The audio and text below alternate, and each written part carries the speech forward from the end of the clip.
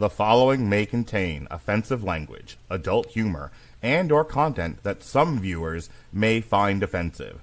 The views and opinions expressed by any one speaker does not explicitly or necessarily reflect or represent those of Mark Radulich or W2M Network. Please listen with caution, or don't listen at all.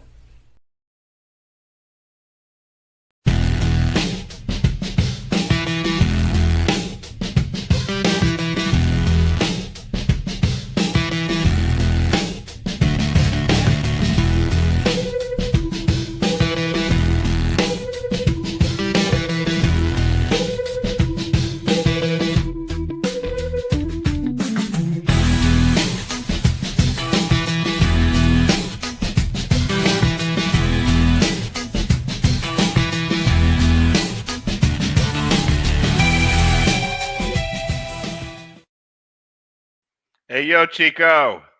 The IndySiders are back. We are taking over. He's caught what that was. He's dancing to the baddest theme song in professional wrestling podcasting. It's a shame you can't make his arms do like this and go, do the old razor. So the elite figures actually do have better arm control movements than I probably could. I just have to find the elite. They have full articulation. They do. It's hilarious.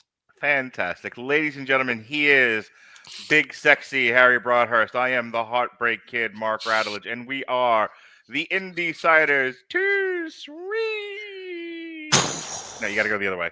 No, I went the right way. No, you got to go to me. Oh, there you go. No, the other way, jackass. I think we're different sides of the visual here, because I'm actually... Go where I am! I am where you are. Oh, my God. You suck. I fucking hate white No, people. Wait till you see the replay. You'll see I was actually exactly where I needed to be there. Your visuals are just screwed up. I promise you. Not the first time someone told me my visuals are screwed up. Won't be the last. I'm sure it won't. So tonight on the IndySiders, we are going to review sort of Forbidden Door 2025. We're going to preview kind of Clash in Paris. And then the indie spotlight for today, as you can see in the graphic behind us, is Game Changer Wrestling versus those damn Juggalos. Juggalo Championship Wrestling in the two-day war. And man, did they beat you over the head with that concept during. Yeah, in case you forgot, they'll repeat it every other fucking minute on that show. So you know how you like to say the phrase that pays here on the Radulich and Broadcasting Network? I do like to say the phrase that pays, Harry Broadhurst. Yeah, that's what two-day war was to these fucks. We did this one because I like Game Changer Wrestling. I don't think I've ever actually watched a Juggalo Championship Wrestling card. So this was good. This I figured this would have a lot of attention on it. Gave me a chance to watch something. This had a lot of big-time indie stars on it. Even though that's kind of an oxymoron. So, I'm not upset that we did this. But Jesus Christ, dude. This fucking show. I will just say that 6 hours of Joe Dombrowski is about 4 hours more than I'm willing to deal with at any given time. I told you before the show started. I watched this on Saturday before I got co-opted to go take my daughter bra shopping. And she picked out the bras. She picked them out. I didn't. I was not a part of it. I just the Uber driver and the wallet, as all good fathers should be. But I got the first day in on Saturday while I was doing podcast stuff, and I actually watched it, paid attention to it. I think at one point I was even for about an hour or two of the show, I was TikTok live, talking about what I was seeing for what that's worth. And then the second night, I hadn't gotten a chance to watch it until Monday night when I was podcasting with Robert. So I got half of the broadcast, and then the other half I was I can't listen to these fucking jamokes. Well, fucking dribble shit through their podcast, through their broadcast. To the point though, who would you rather listen to, Joe Dombrowski or Robert Winfrey? It feels like a wash. Be nice to him. Who are you to bully poor Robert Winfrey? My God. I'm trying to set up a feud. Every podcast network needs heat. That's right. I'm trying to set up a connection with you two. I told him, like, he said something about wrestling, and I'm like, why don't you go do a podcast with Harry Broadhurst? And he, in his Robert Winfrey way, was like, I'm not against talking to Harry. It's always this at the end. All right. Before I get myself in any trouble tonight, let's get in.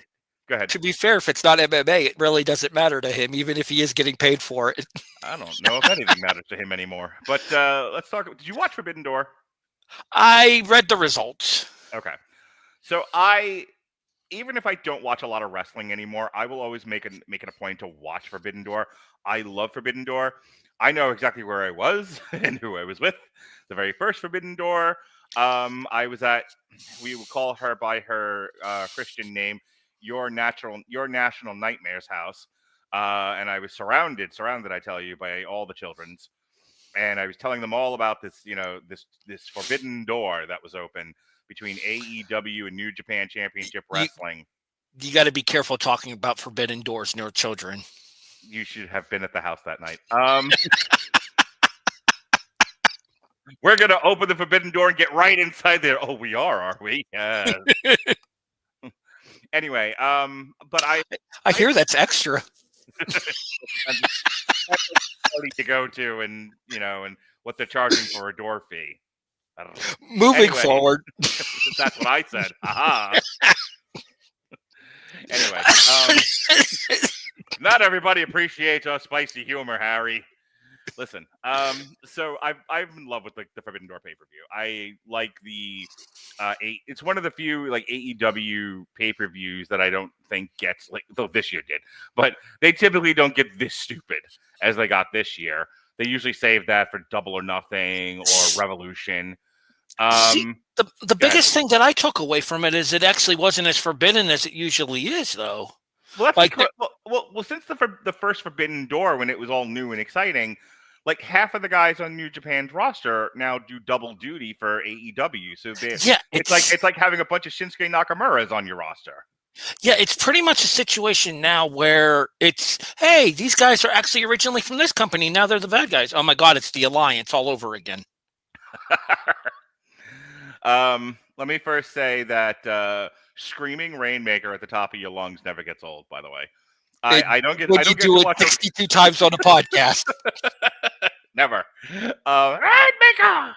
I should have seen that one coming. The hilarious thing was, like, we're not going to get into like every detail of Forbidden Door, but my kids started out watching it with me on Sunday, and about halfway through it, they were like, we need a break. And I'm like, that's okay, so do I. So about midway through, I was kind of like half watching, half laying down on the couch. My kids were in their rooms. And then Okada comes out to do his match. And all I had to do was yell Rainmaker. I was like, Rainmaker! And I could hear from the bedroom, Rainmaker? Yeah, Rainmaker! And then there's my daughter, oh, Rainmaker. She didn't want to come out, Harry, is what I'm trying to tell you. But she heard the call of the Rainmaker, and she came a-running. So it's turned into a Family Guy bit for you guys. Oh, my God. It certainly fucking has. Butt scratcher? Butt scratcher. Butt scratcher. Butt scratcher. Butt scratcher. Rainmaker. Anyway, so let's get into it. I just want to kind of, you read the results. I did. I just want to highlight a couple of matches that I thought were really, really good. So I will tell you that there were a couple of names from the show that I would have been interested in seeing. First of all, I am going to go out of my way to find Nigel versus Zack Sabre Jr. because I have always said that Nigel McGuinness is maybe the most underrated technician of our generation. Does he not have like tuberculosis anymore? He's medically cleared completely. Oh, apparently it can go dormant. My girlfriend weighing in here with her not being thrilled that I scream Rainmaker on an ongoing basis. You have my sympathy, Erica. Go with God. Oh, Rainmaker. You did it half a dozen times on the last podcast, and I was ready to rage quit. Right, I think I actually did turn my camera off at one point. Harry just walks with his bathrobe into the wilderness. Pajamas, sir. Pajamas. Whatever. They're all the rage. But anyways, back to what I was saying there. Yeah. So for Nigel and ZSJ, I'm glad that Zach gets the opportunity to pop up on AEW from time to time here. I do wish he would sign a contract with an American company because, yes, he is the New Japan Heavyweight Champion, or at least was. I believe he is again now. I think he just won it back from whomever it was that had it. I think it was, oh, God, what's his name? I'm drawing a blank on the guy's name that Saber beat for the title. V for Vendetta, League of Extraordinary Gentlemen. Goto. Hiroki Goto. Okay. Since you brought it up, I'll start with that one, though it's ahead of where I wanted to be. So, yeah, Zack Sabre Jr. versus Nigel McGuinness was the fucking bomb. It really was. It was so good. Like, one of the reasons why I like the Forbidden Door pay-per-view is because it gets, especially this company, it gets this company back to, I think, what it was doing better than WWE on an ongoing basis, which was presenting wrestling as wrestling. So Zack Sabre Jr. versus Nigel McGuinness was one of those catch as catch can. This is what wrestling is supposed to look like. You know, they're not, you know, what was Steve Austin's fucking thing about the FTW where he was like, you want to tighten that up for me? You want to make that a little bit more snug? You know, like you could see daylight in those moves. Like so much of a lot of wrestling, they're not snug. And Zack Sabre Jr. versus Nigel McGuinness was it was no Chris Benoit, Kurt Angle, but it was real snug. It's the modern day iteration of it, just safer worked. Yeah, I'll go along with that. I'm not going to fight you on that. And the thing about it is it's basically a live action tribute to World of Sport, which is what it should have been. Seeing as you've got Zack Sabre Jr. and fucking Nigel McGuinness there, all you needed was Walter, and you'd have had it. So it's funny that you mentioned Walter there because the old ring conf, the old hang on. If Walter and Okada ever wrestle each other, I will be unbearable. That would be different than normal. How? Worse, so much worse, because I will be fucking Walter. Walter. Like I will look like I have a tick, Tourette's, and possibly schizophrenia. Again, how's that different? Never mind. Moving forward.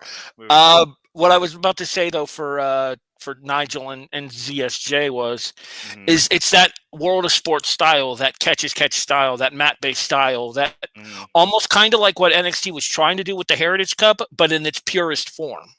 Right. The round style matches that you used to see in companies like Ring of Honor. What was it? Timothy Chalamet? Thatcher. Yeah. Sure it was him and Matt Riddle were a perfect example of that kind of wrestling. That's why I was pointing it out that, like, you know, yeah, Thatcher and Matt Riddle were kind of doing that sort of thing in NXT. Dermata is heilig. The mat is sacred. Yeah. Before that though, I wanted to talk about this not because I think it was a good match, more because I wanted to talk about my son's reaction to it. But Edge, now known as Adam Copeland, and Yale Christian Cage. Grandpa Edge.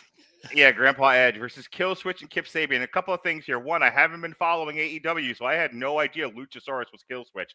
My son's reaction to this, the only reason why I'm talking about this, because other than the fact I don't care about this match, but my kid's commentary about this match was the best thing about it. So once I realized Killswitch was Luchasaurus, but he's still wearing the Luchasaurus gimmick, my son and I were like, see, wearing the fucking dinosaur mask for then if he's calling himself. Like, what does Killswitch have to do with him being a dinosaur? So Killswitch is the extermination machine, which was when he was aligned with Christian as part of the patriarchy. Yeah, I read about that. It's no matter how many ways you it's dumb. It makes no fucking sense, dude. And especially since when he came back to TV for the first time since he almost died this past Wednesday. Not tonight, the Wednesday before. No, he legit almost died. He had like a lung issue. I thought like maybe he did a Darby Allin and fell on his head into his. No, he legit had like a lung issue and it almost killed him. Congratulations! Yeah, you just laughed at a near death. Well, I don't know, Harry. I've been working, so Jesus. The point being is when he came back to television this past Wednesday before Forbidden Door, because he had to take Nick Wayne's spot because Nick Wayne broke his foot. Oh, okay. Because originally it was supposed to be Edge and Christian versus Nick Wayne and Kip Sabian.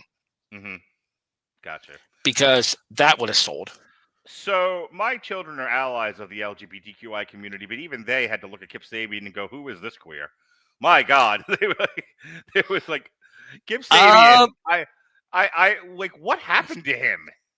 I have 2 words for you, sir. Yeah, Penelope Ford.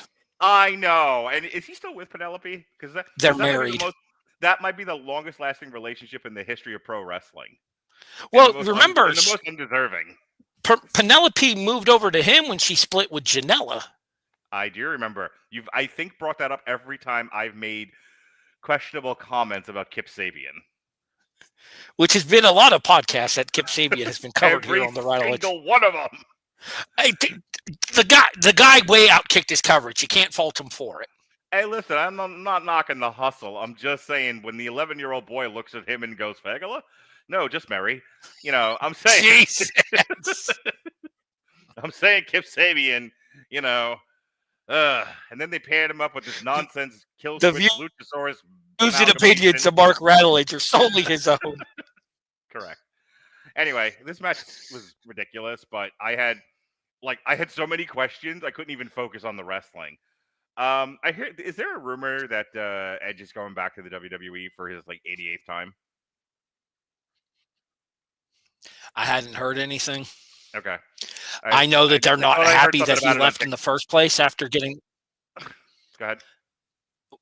I'm a little bit behind. You're getting a little bit of a delay in the audio. I apologize for that. But what I was going to say is I haven't heard anything. As far as I understood, they were not happy that he left to go to AEW in the first place after they had a retirement tour planned for him. Mm-hmm. So I don't know that he would be welcome to go back anytime soon. Fair enough. All right, let's move on. So Kyle Fletcher, I just want to bring this up because my son and daughter both had a lot of questions about Don Callis. Like, why is Satan a part of this? I'm like, oh, let me tell you the long sordid history of fucking Don Callis. But what I really want to talk about here is the belt collector, Mercedes Moné, defeating Alex Windsor, Bozilla, and Persephone by pinfall. What do you think of this match?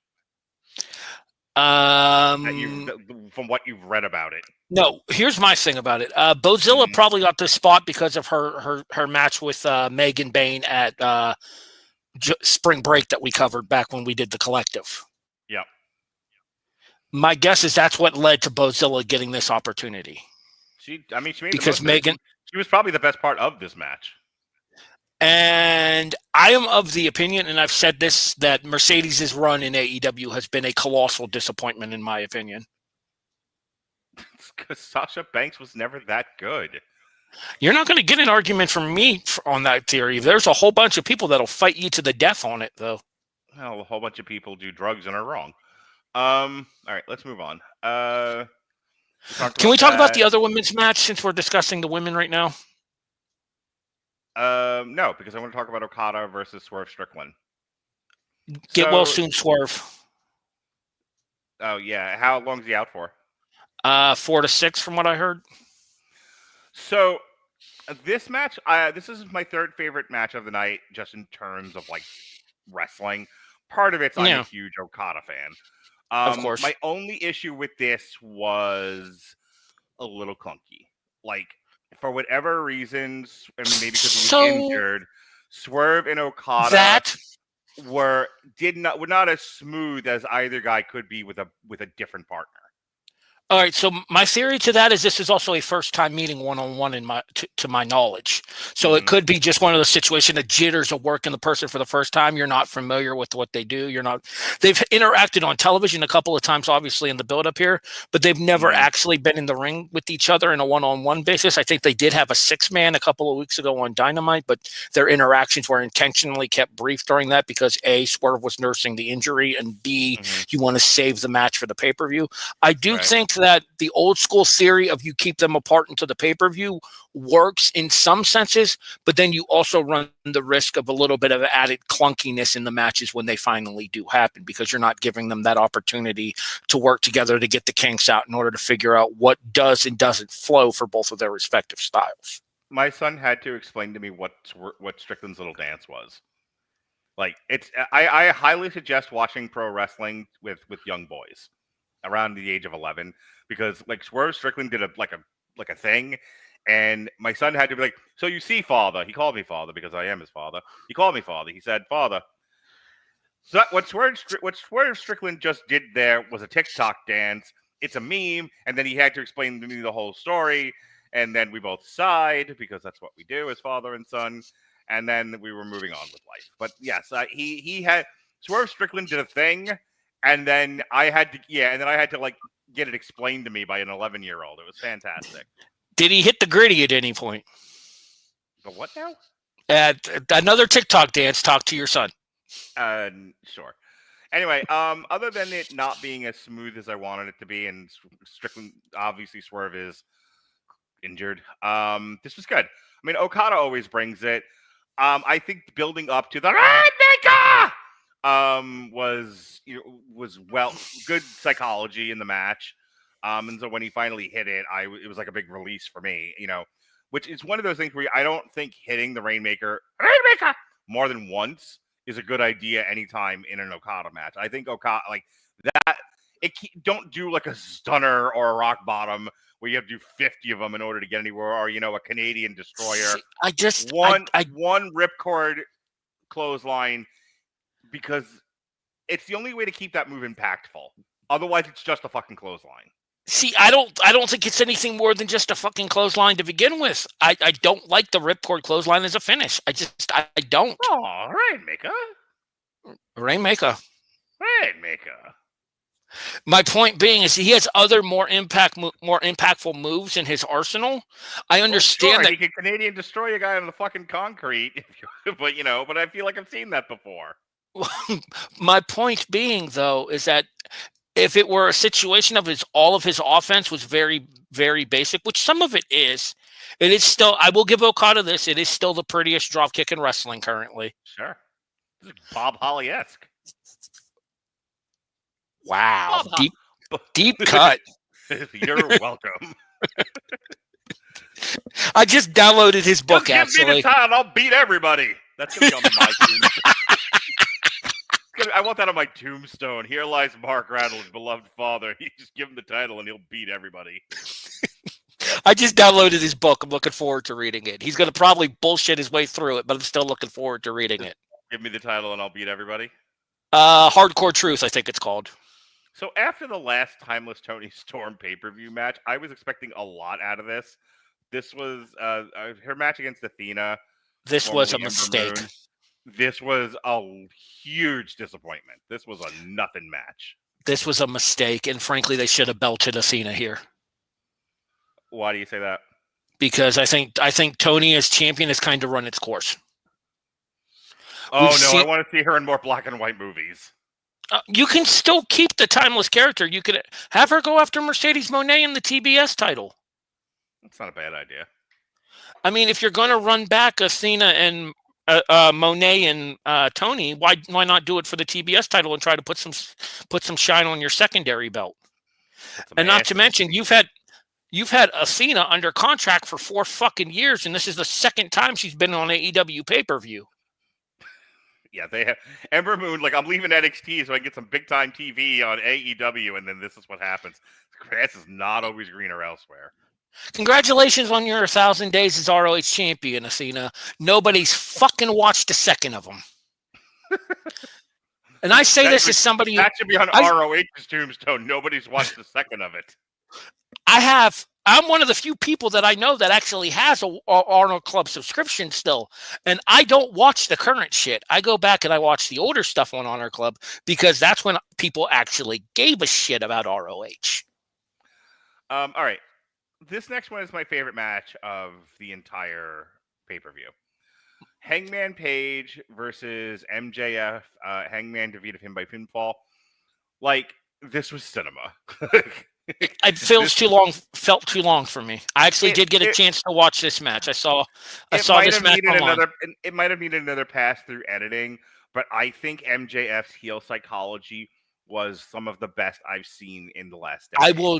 I will never knock Maxwell inside of the ring. I think he is a tremendous technician. I think he is terribly underrated as a wrestler. He is one of the few he is one of the few big time superstars, I should say, because who knows what's going on in the indies or whatever. But this is a guy who, when you give him the spotlight, makes every minute he's in that spotlight count. He is the only one, Harry Broadhurst of the Screaming Boy podcast, doing proper heel psychology. Like, they didn't need to do what you're going to see in the next stupid match because, again, my kid, like, if you need a good judge of how pro wrestling is effective, put two people who aren't necessarily wrestling fans. My son has said on more than one occasion he fucking hates wrestling. He thinks it's the dumbest shit ever. It's because you expose him to so much of it. It's true. And then my daughter, she likes some stuff, but she does not go out of her way to watch it. It's not like she's in her room watching fucking Stardom or anything. Like she watches. Not that there's anything wrong with Stardom if you watch it. Just clarifying. Sure. I don't, but not that there's anything wrong with it. She will watch if I watch it because we like to watch stuff together as father and daughter. Same thing with my son. He watches as I watch, and occasionally he will see a grown man fall off a ceiling onto his head, even observe. But they were into this match. We were all like hooting, hollering on the edge of our seat. We bit on every pin after a while. When MJ take two. When Adam Page finally won, it was a huge relief, and we cheered. I mean, it wasn't quite Daniel Bryan, WrestleMania 30, but it was definitely like a moment for the three of us. And I think that says a lot about the quality of that match. Were you surprised that they didn't try to have MJF cash in on the briefcase for an immediate opportunity right after the match? I can't say I'm surprised when I don't really understand what's going on. I thought that match was him cashing in. So when he still has the contract, I'm like, who gives a okay, whatever. Because he tried to light Mark Briscoe on fire if Adam Page didn't sign the contract for the match. That was the other funny reaction my kids had. Like who's the homeless guy? And I'm like, that would be one of the Briscoes. His brother. Oh, poor Mark. His brother is dead. Do not mock him. And they were like, oh my goodness. Poor Mark. Oof. My daughter thought Gem Boys was the funniest thing she'd seen in the entire pay-per-view. Have you introduced her to Man Up? Boys? Huh? Have you introduced her to Man Up? Man Up. I have not. That's next. All right. So in the main event of Forbidden Door, we had Darby Allin. God, this guy. Will Ospreay in his final match, I guess, his retirement match. He's taking time off to get neck surgery, but he's saying he will be back. Okay. Hiroshi Tanahashi, Go Ace, and Golden Lovers. What? Kenny Omega and Kota Ibushi. The Golden Lovers. That's a thing that goes back to DDT. Okay, I believe you. Defeated Gabe Kidd and the Death Riders, John Moxley and Claudio, Wheeler, Yuta, and the Young Bucks. The Young Bucks. Rod and Todd Flanders, according to Collision. which is a great deep cut. I am over this sort of thing. There are two things that have happened in AEW that, like, now every time they do them, I just roll my eyes. One was the lights out death match that ended in Chinese New Year between Kenny Omega and John Moxley. That you can recreate in the AEW video game. Oh, good. And somehow looks more impressive in the video game than it came off in real life. And then Assholes in the Outfield, or whatever the fuck it was called, where they dropped poor Matt Hardy on his head.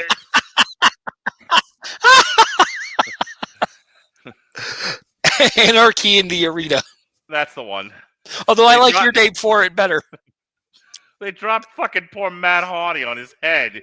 They damn near killed him. Because after both of those things, I was like, where can you? I'm at the Triple H point of with the ladder matches where I'm just like, we're gonna kill a guy. Where are we going here? Fast forward to last Sunday, and John Moxley sticking a fucking fork in poor Darby Allin's ear. Here's the real problem. I have seen that before. I have watched what is it with the chains that we've reviewed? ICW. Yeah, ICW with these motherfuckers are fucking stabbing each other with fucking knives. Okay, these guys are like that one kid, the new king of hardcore, where he's like hitting people with swords. Do you remember the spot with Jeff Hardy's ear and the screwdriver with Randy Orton? I vaguely remember that. Yes.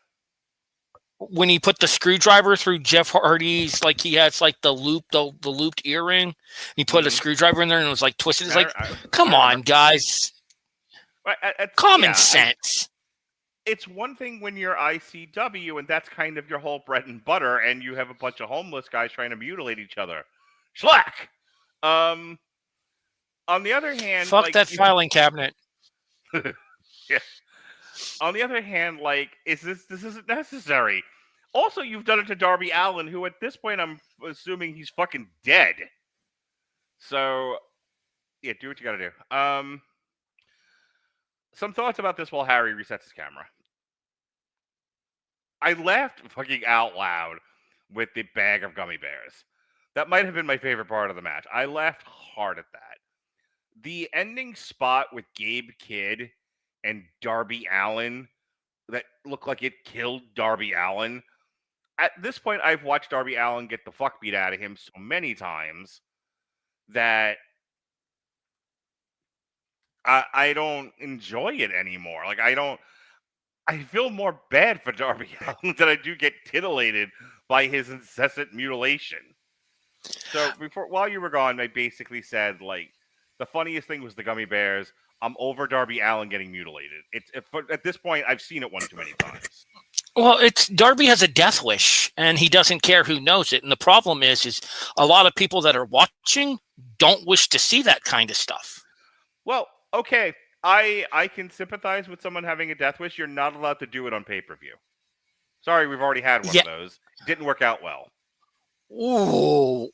And you notice they drug Martha Hart out of the mothballs for this particular show. That's right, really? Motherfuckers. Come at me. She was on 0 Hour. Oh, I didn't realize she was, and that's ouch. Yeah, don't kill a wrestler when Martha Hart is in the audience. That seems like it's in bad taste. Anyway, I don't see the this is the kind of match where if it's in Double or Nothing or Revolution, I don't care as much, but Forbidden Door is kind of like this is my real wrestling pay-per-view that I really like to watch. This is kind of like Bloodsport for me. And this taints it, and I didn't feel like it was necessary, and I haven't been following the Death Rider storyline, which everyone tells me is killing AEW, for me enough to care about this. They just took the belt off of Moxley to hang her at the last pay-per-view before this.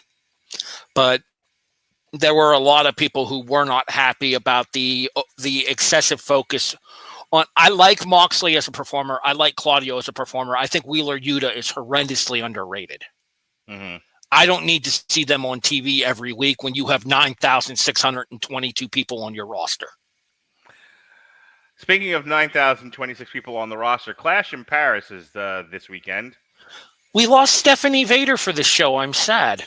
What happened to Stephanie Vader? Naomi got pregnant. So they just killed the whole match? Yeah. Stephanie's going to get her title shot at the show in Australia, I think, or maybe at WrestlePalooza. They didn't specifically say. Adam Pearce said he would let Stephanie know next week on Raw. Fantastic. All right. Well, Clash in Paris is this weekend. It is headlined by John Cena versus Logan Paul. I've seen the clip of John Cena's promos against Logan Paul. They're okay. I mean,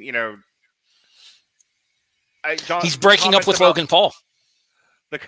The comments about Logan Paul, I think, are fairly accurate, and that's kind of John Cena's shtick now, is to come out there and say some real shit. It's like, you just imagine, like, hey, you're working with John Cena tonight. Oh, what are we doing? He's cutting a promo on you. Well, fuck. Like, wonderful. He's going to say the what worst am I supposed to do with that? Like, oh, good, John. Why don't you just cut me down in front of my mom and I have no comeback? Great. Explain to me how this gets me over. And John's just like, it doesn't. And he pulls his pants down and waddles away. That's what John Cena does. You know what it reminds me of? It reminds me of MJF's promo style. Tell me I'm wrong. I can't. So John Cena versus Logan Paul. I can't imagine. There's no world Cena. Yeah, there's no world Cena loses this match. No, but how cleanly does he beat Logan Paul? Does he beat him clean as a sheet? That's the question. I'm going to make a bold prediction right now. So Logan likes to take that bump off the top of the thing through the announce table. Usually he does it as either a frog splash or an elbow or whatever. I think frog splash. I think Cena attitude adjusts him off of the apron through the announce table from his attempt at that on his head even. I mean, all right. We got Seth Rollins versus CM Punk versus Jey Uso versus LA Knight. This is a fatal 4 match for the World Heavyweight Championship. Seth Rollins either pins Jey Uso or LA Knight. Yes, Seth pins Jey Uso.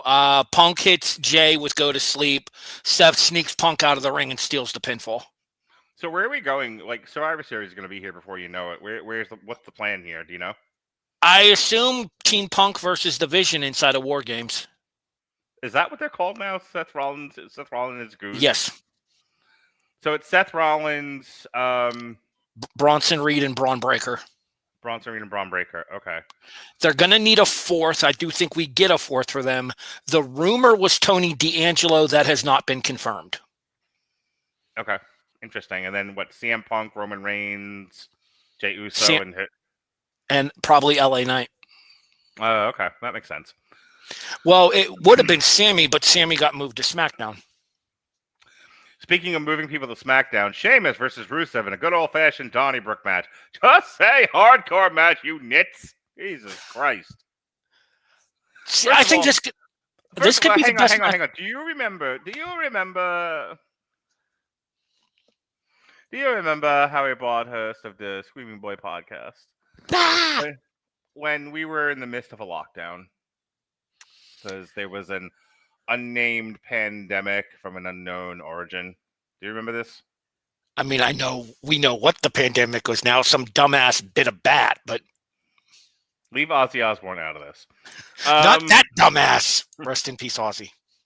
No, do you remember as things were slightly starting to open up again, but not really, Game Changer Wrestling did a show in a bar, and I think the headliner was Joey Janela versus Jimmy Lloyd. He's a very strange boy. The social distancing match? And they did the social distancing match, yes. Yes, I do remember that. It was at the Acid Cup in 2020. Right. I feel like they're in Paris. Paris is known for mimes. Mimes pretend that there's space there when there isn't, or physicalness when there isn't. That is the state of mimehood. I feel like we're missing a golden opportunity for Rusev versus Sheamus in a mime match. We're in Paris. I think there should be baguettes. I think there should be like accordions, traditional French accordion music. A gondola, yes. And they have to mime their way around. What? They raised the Undertaker from the dead more than once. Okay? And then one time he even ascended to heaven, which we all know ain't happening. There's been a lot of magic in the WWE. I don't think my idea is the worst thing that they've done. I mean, to be fair, May I remind you of this little nugget from WWE's dark history? I fucked your brains out. God, Katie Vick. Okay, I'm thinking of mime matches isn't nearly as bad as Katie Vick. I mean, to be fair, we did just have zombie lumberjacks a couple of years ago, so what the fuck do I know? What was it during the fucking lockdown where they had the swamp match? Oh, the battle in the bayou thing that between Braun Strowman and Bray Wyatt. I remember that. Right. I think a cinematic mime match, would have been fantastic based on the social distancing thing. All right. The only way I'm okay with that is if they bring back Aiden English for it. Drama king. Wonderful. Moving on from my silliness. I don't fucking care about this match, by the way. I actually do. I think it'll be the best match on the show. Rusev versus Sheamus? I do. Well, it's two big meaty men slapping meat, sure, but whatever. Shout out Big E. Roman Reigns versus Bronson Reed with Paul Heyman. Unless this is sneakers on a pole match, I don't care. Okay, Vince Russo, calm down over there. Whatever. Can I just say that Sheila Falla legitimately bought me something ferocious? Okay. When Paul Heyman first said it, the owner of the shoe La Falla, I fucking howled. Nice. To be fair, Paul can turn anything to gold. Sure. What was it? I heard Paul saying recently, he still loves Roman Reigns and wants Roman Reigns back. He can blame it all on him. He was wrong, and he just can't live without him. I know that song, and I can't place it. I was wrong, and I just can't go without him. We're gonna get a copyright strike from that. It's like I'm stepping on a cat. The cat's not into it. Rainmaker. Consent is mandatory. You of all people should know that. Because the cat did not give consent. That's the problem here. You hear that, Mittens? And we've broken Harry. We're going to get that pussy one way or another. Oh, that's going on my tombstone. Mark Radulich, devoted father. He's going to get that pussy one way or the other. Anyway. Rainmaker. Other than Rainmaker, the other really funny fucking thing was, I think it was a Metal Hammer of Doom, where we were doing a cat voice and everything was meow. We were like, no Bjork! Like this cat was fucking tapping out. Anyway. Legit had tears in my eyes from laughing so hard there. You're welcome. Becky Lynch versus Nikki Bella in the battle of the 2-bit wife whores. Or in the battle of the one who married a wrestler and one who tried to. I thought Nikki Bella was done with pro wrestling. Well, that's until she started having to pay alimony to Artem. Are you having a stroke? I don't know how to pronounce the dude's last name, so I just thought I'd try to be funny with it. Who the fuck did she marry then get divorced by? The dancer, the guy she danced with on Dancing with the Stars. Oh, okay. Oh, she's dated since John Cena threw her ass in the street? Pretty much. Nice. Good for her. Couldn't have lasted that long. I don't feel like her and they were married for about a year, and then they had a domestic dispute. It always makes me feel better about my own life, I got to tell you. I have 0 arrests in my life since I turned 18, so I got that going for me. Good job, Harry. I try. In the Air Force, the U.S. Air Force. All right. So that's Clash in Paris. Be all that I can. Never mind. This has been a silly show. All right. It has. And we haven't even gotten to the reason we're here yet, which we're about to now. We are. Let's talk about the 2-day war. This is night 1. It was Thursday, August 14th at 11:45 p.m. at the Gathering of the Juggalos. JCW Pavilion, Legend Valley, Thornville, Ohio. You're from Ohio and some shit. We don't claim them. You don't claim the Thornvillains? We don't claim the Juggalos. Oh, okay. So let me ask you a question. At least I personally don't. I know all you ever do is watch wrestling, but do you ever listen to music, specifically Insane Clown Posse? I've listened to a couple of their songs. I wouldn't say I'm a fan, but there are a couple of their songs that have found their way into my rotation over the years. I have another question for you, Harry Broadhurst. If it pleases the court, who's going chicken hunting? We's going chicken hunting. You may step down from the bench. All right.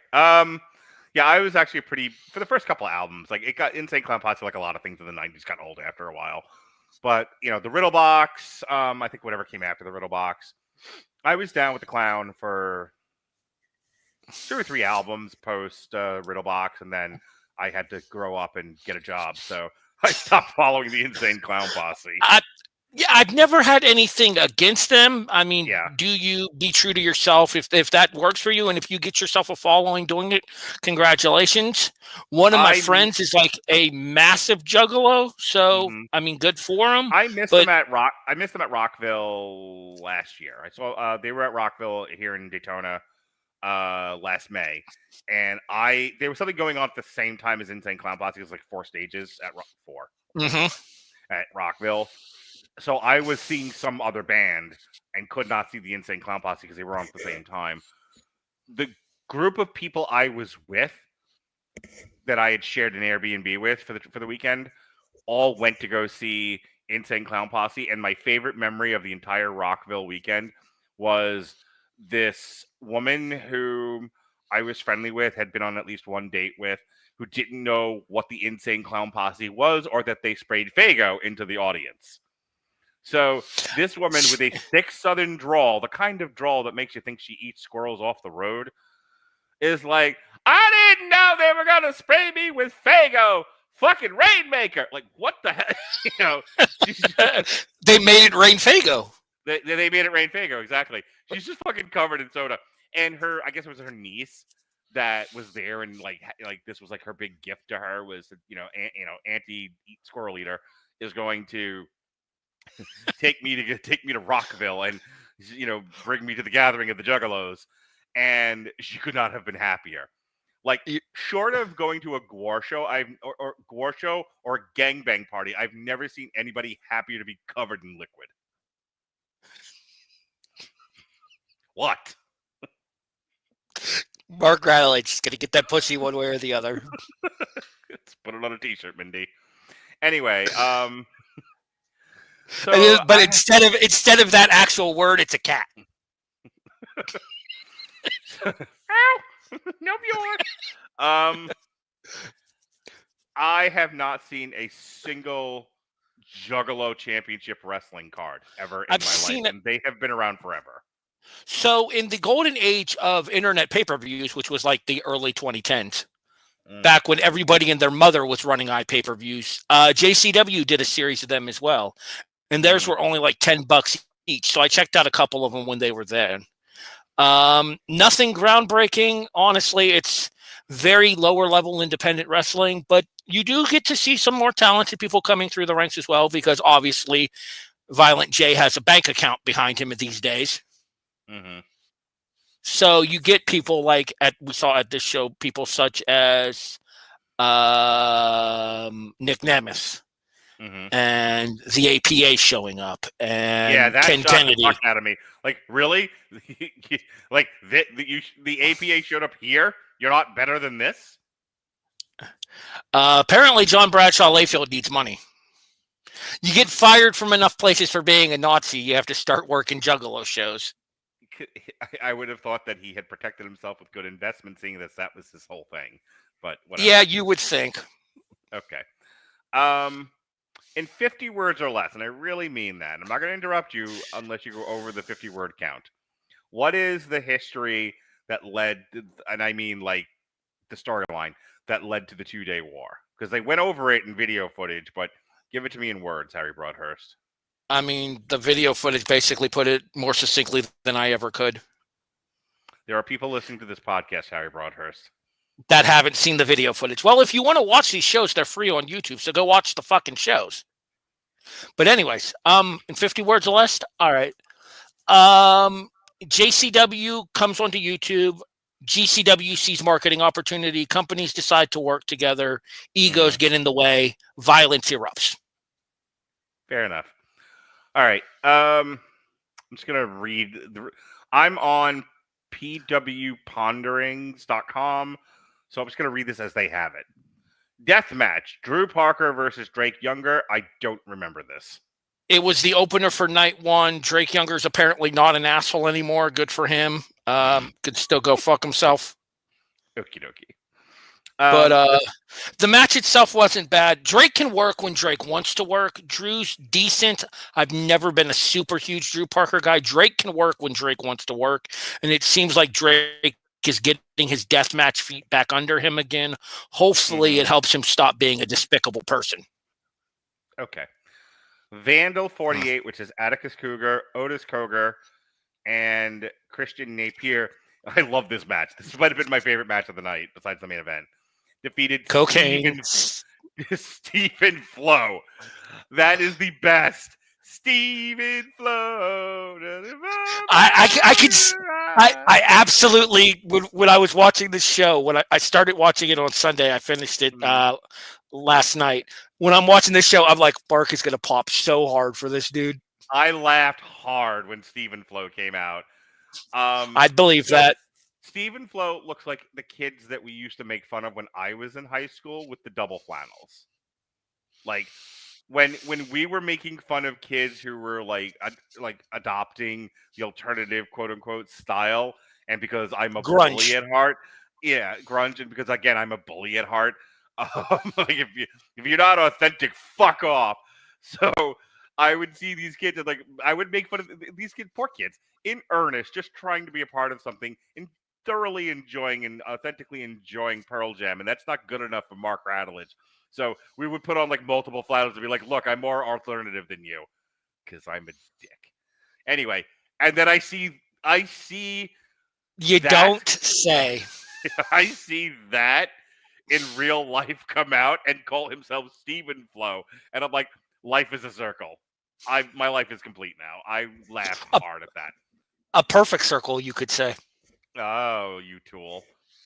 Anyway, Mark Radulich, he's going to get that pussifer any way he can.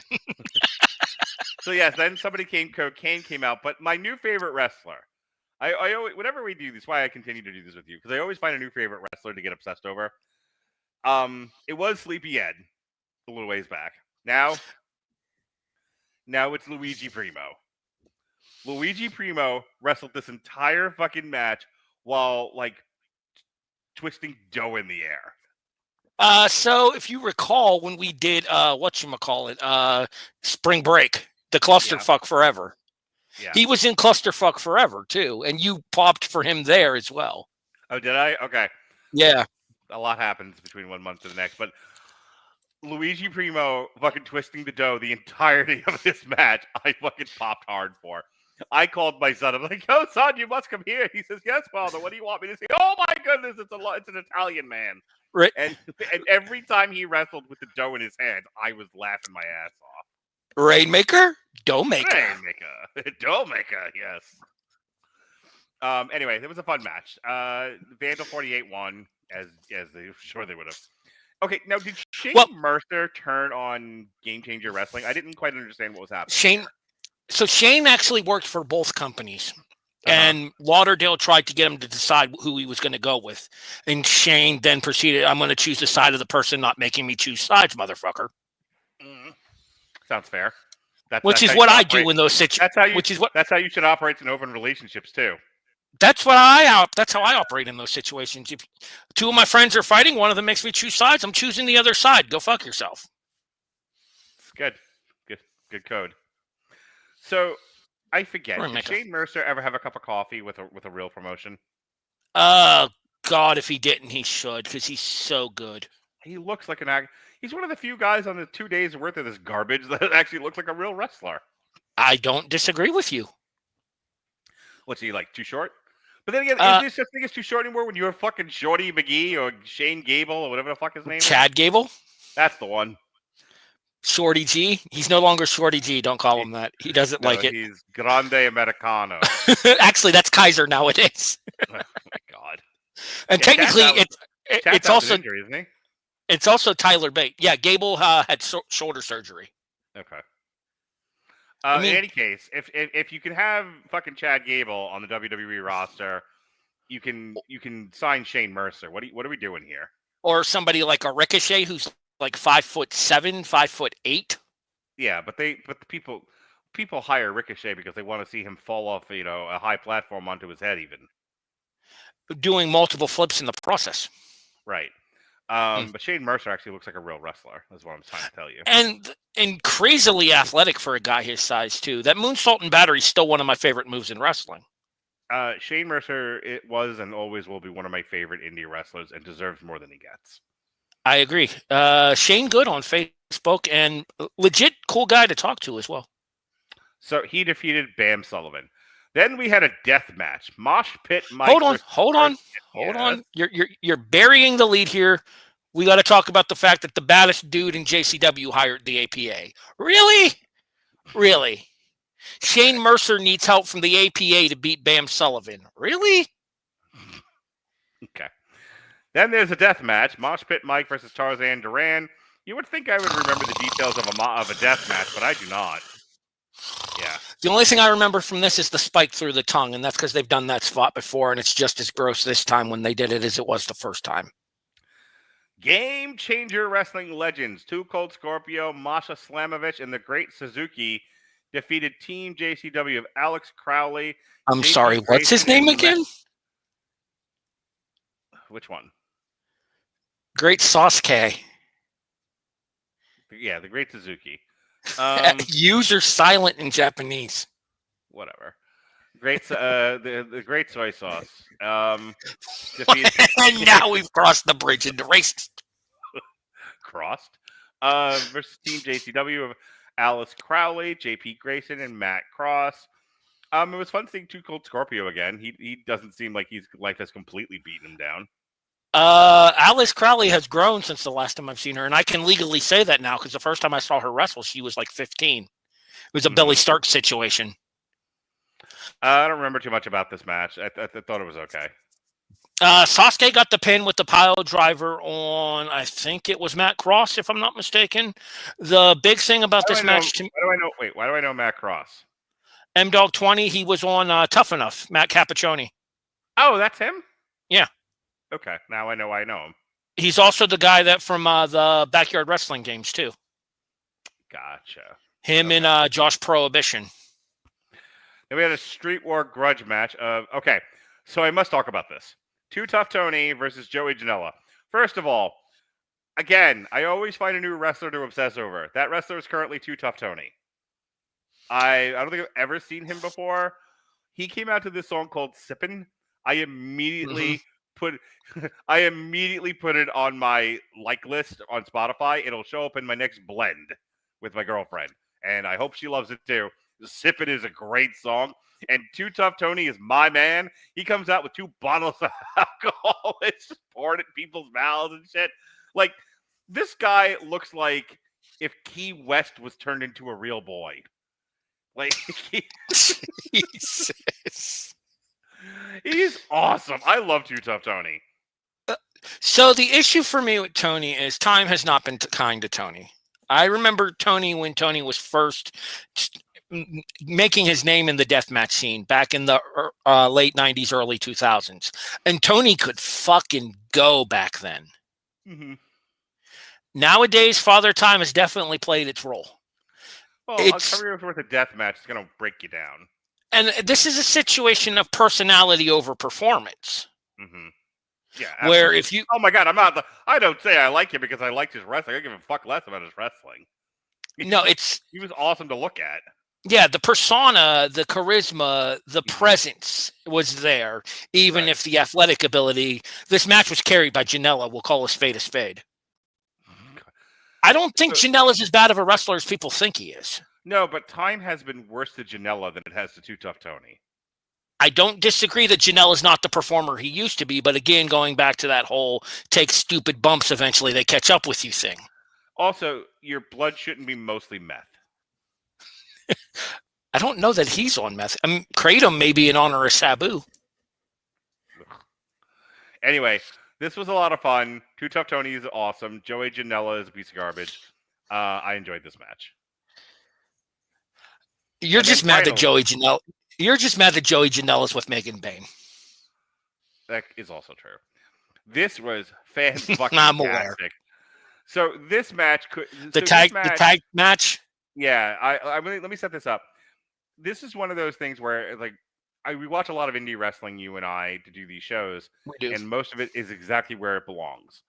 Then there's the occasional match we see at an indie show where you could have put this on AEW or even WWE, and it would have fit in.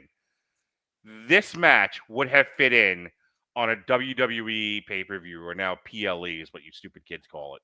If I will put it to you this way, Jordan Oliver will be signed by the end of next year. Yeah. He And is if Alec he is one of the future guys of wrestling. And if Alec Price were 6 inches taller, Alec Price would be a superstar in pro wrestling. Yeah, these guys had charisma for days, had good bodies, like, a little bit more muscle, and I think we got something big here. But so they are the Game Changer Wrestling World Tag Team Champions, and they took on the Juggalo Championship.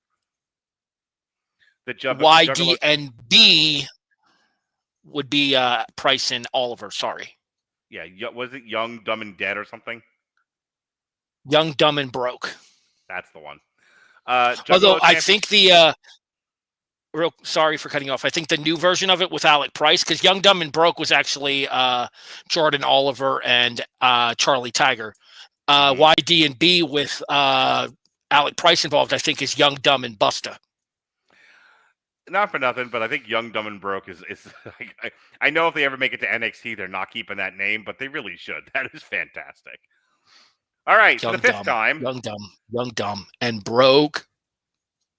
Juggalo Championship Wrestling Tag Team Championship match. The Brothers of Funstruction of Rufo the Clown and Yabo the Clown.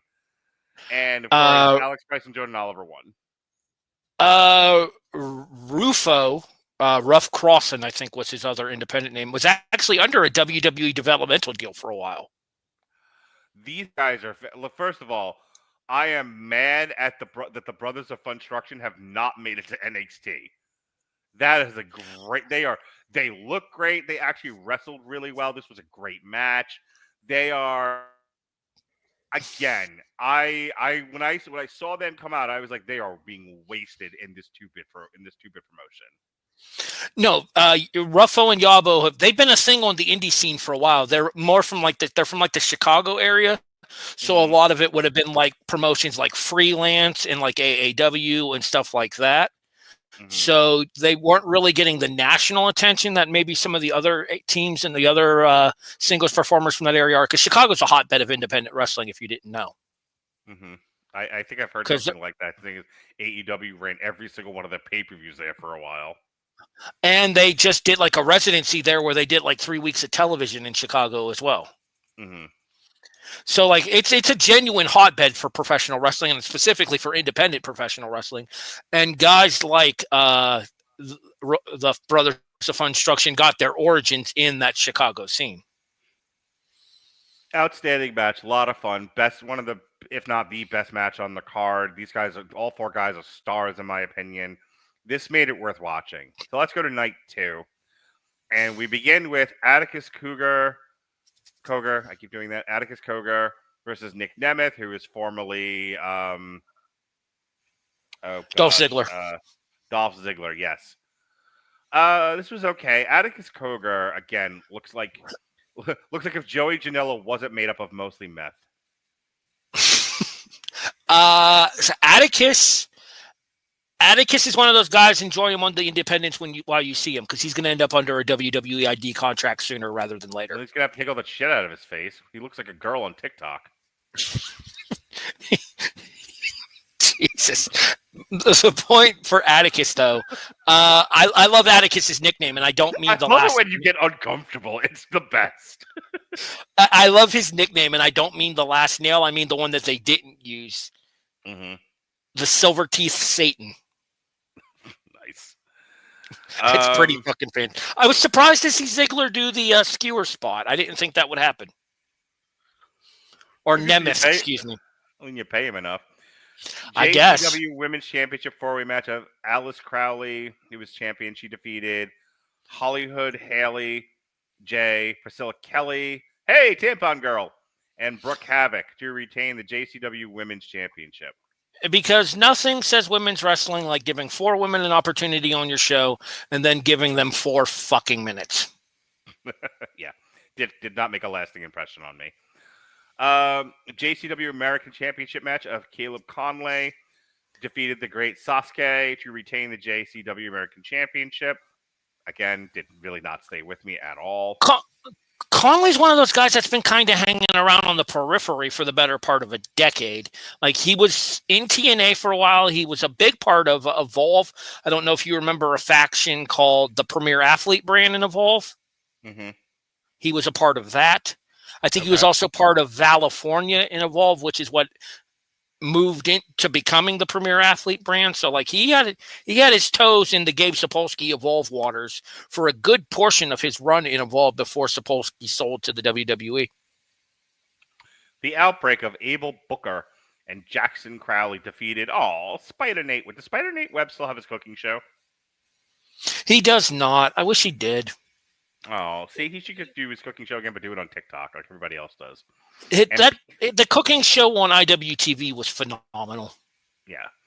Spider Nate Webb and PCO. The Outbreak won, obviously. This was originally supposed to be against the Rejects, as you can see in our graphic right underneath me. Mm-hmm. But unfortunately, John Wayne Murdoch got caught on fire a couple of weeks ago.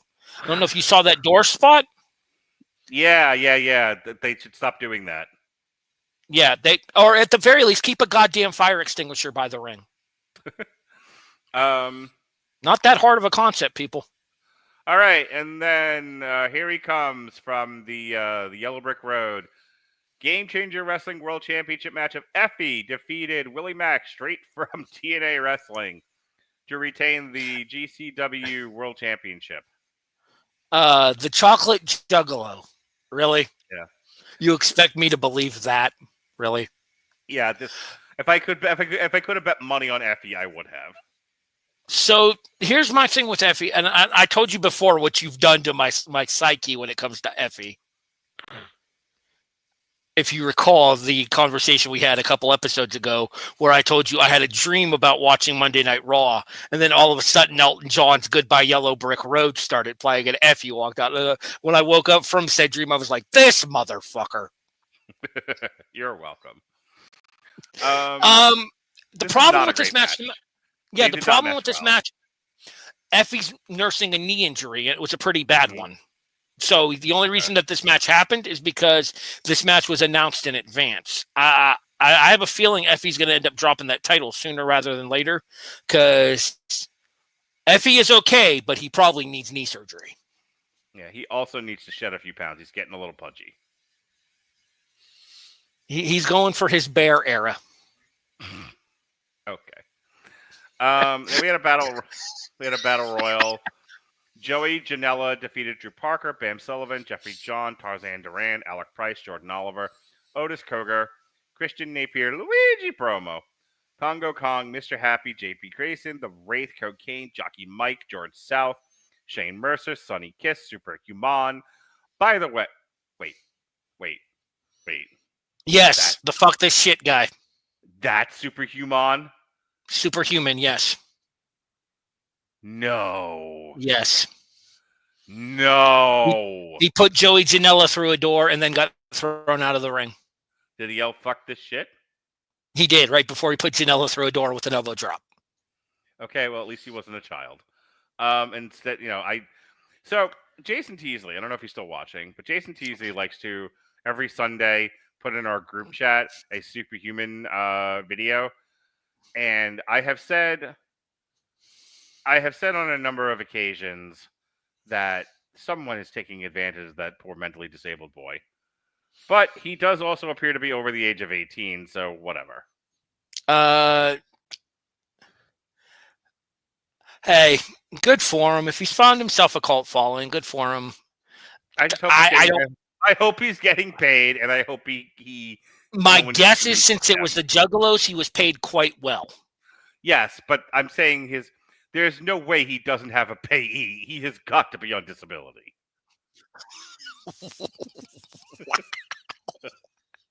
And I hope those people are taking care of him is all I'm saying. I hope there is no disability abuse.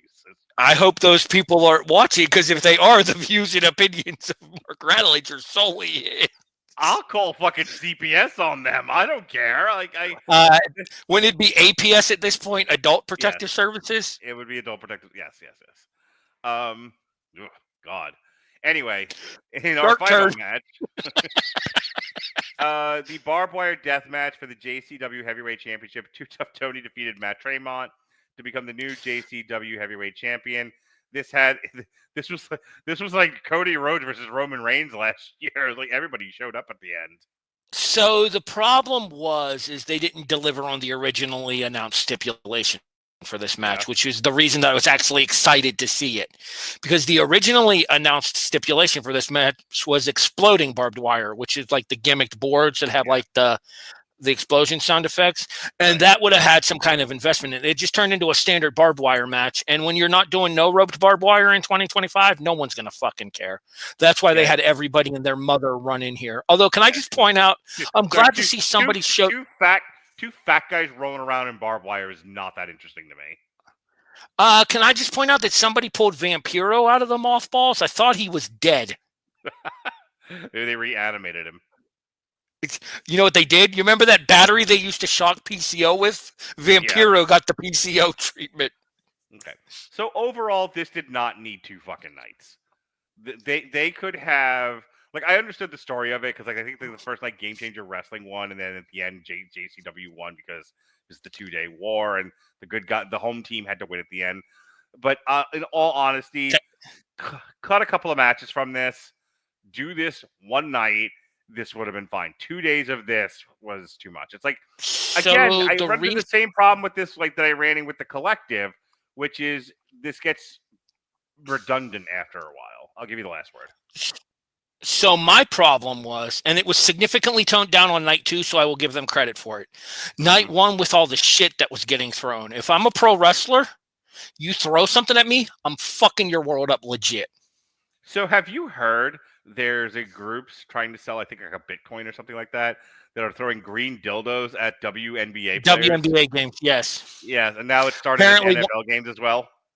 Apparently, one of them almost hit Sophie Cunningham, which if you're going to hit anybody with a dildo in the WNBA, Sophie Cunningham's an excellent choice. There are things... I'm saying she's cute. I understand, but that's not... What are you, in kindergarten? That is not how you show a hot blonde she's cute. You throw green dildos at Angel Reese. She deserves it. Or Brittany Griner. No, you know what would happen if you don't throw a green dildo at the Queen, Sophie Cunningham. What the fuck's wrong with you? No, you know what would happen if you threw a green dildo at Angel Reese? She'd try a layup and miss. Dick. If you threw it at Caitlin Clark, she would just hit. She'd hit a 3-pointer with it from the logo. Here's my problem. Like you don't hit Sweetie. You don't hit the Queen, Sophie Cunningham, with it. If you threw it at Caitlin Clark, she would no-sell it, so that would be no fun. However, you hit Angel Reese and Brittany Griner, a race war will start. It'll be great. That's TV. That's entertainment. Do you want to get people to watch the WNBA? There you go. There you go. Butt scratcher? Butt scratcher. Butt scratcher. Beard scratcher, technically. Oh, beard scratcher. All right. Well, folks, that is our coverage of the 2-day war, Game Changer Wrestling versus Juggalo Championship Wrestling.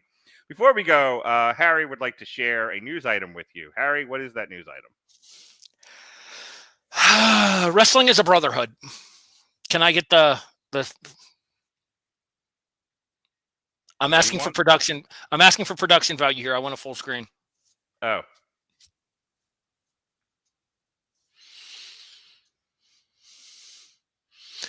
Thank you. Wrestling is supposed to be a brotherhood, and the latest news story that has been making the rounds was what happened at a Knox Pro Wrestling Academy show in California, a company owned by Rikishi. Yeah, we'll talk about that when I'm done. Where the son of former MMA fighter Rampage Jackson, Raja Jackson, got into an altercation with one of the performers, Stuart Smith, professionally known as Psycho Stu.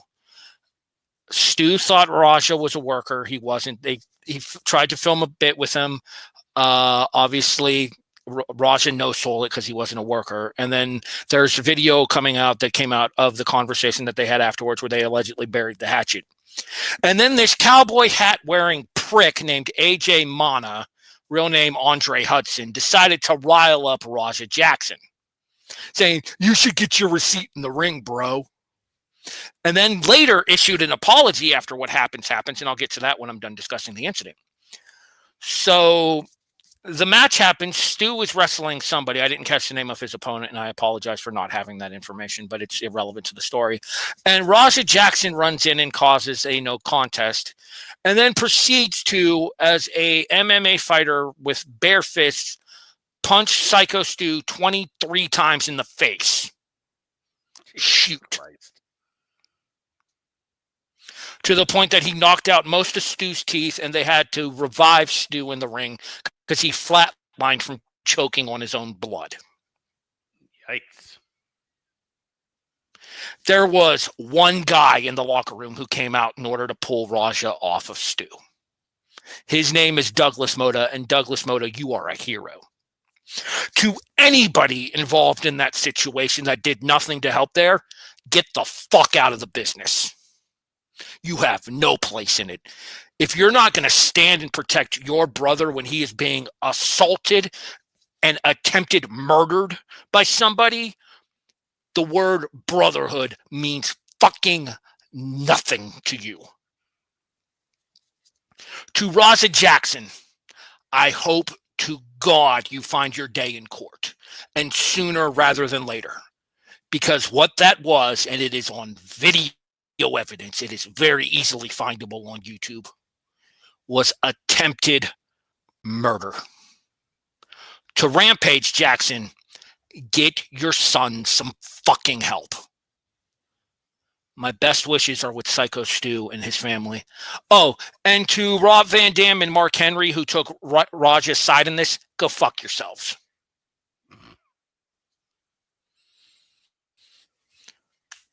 Soapbox over. Okay, thanks, Harry. Alrighty, the next IndySiders will be September 24th. We will be doing Beyond Harry's Choice, Beyond Wrestling American Rana. We will be reviewing All Out and WrestlePalooza, at least in theory. I don't know if I'm going to watch both of those. They're the same night. Triple H, you motherfucker. Here's the thing. I said it before we started recording. I'll say it again. Everybody wants to be competition until they're treated like competition. Yeah. So, also by that point, there'll have been the Canelo fight, and I might just force Harry to listen to me talk boxing for 5 minutes. So that'll be fun. All right, in the meantime, you mean Canelo Alvarez and Terrence Crawford? I might watch that fight myself. There you go. Cool. So this tomorrow we are looking at the 4 original Trauma Toxic Avenger movies, and then on Sunday, because I wanted to torture Jesse, we are reviewing Paris Has Fallen, which is a show on Hulu from the Has Fallen movie series. Monday we will be reviewing the new Toxic Avenger series. The new Toxic Avenger movie starring the dwarf from Game of Thrones. Peter Dinklage. That's his name. That's what they call him. Yeah, Dinklage. Yeah. Alexis will be reviewing Twisted Metal Season 2 on September 3rd. And then a week from tomorrow... Shout out Samoa Joe. Myself and Shay Tate will be doing a triple feature focusing on Terry Gilliam. We'll be looking at Time Bandits, The Adventures of Baron Munchausen, and Fear and Loathing in Las Vegas. Yes, Las Vegas. Listen to me. I'm so tired. That's what I got going on. Harry, you got anything else before we go? Not right now. Bad Brackets is on a bit of a hiatus while Randy Isbell gets his new job as the athletic director for Lewis and Carroll State College underway. So as soon as Bad Brackets comes back, I will let everybody know. I will say real quick, if you haven't had an opportunity to see the footage that I just talked about, Mark, I'd recommend looking up to it and then be prepared to be thoroughly disappointed in wrestling as a whole. Super. Well, name a week that I'm not disappointed in wrestling. And on at this point, you ain't lying. For Harry Broadhurst, I'm Sleepy Joe. Be well, be safe, and behave.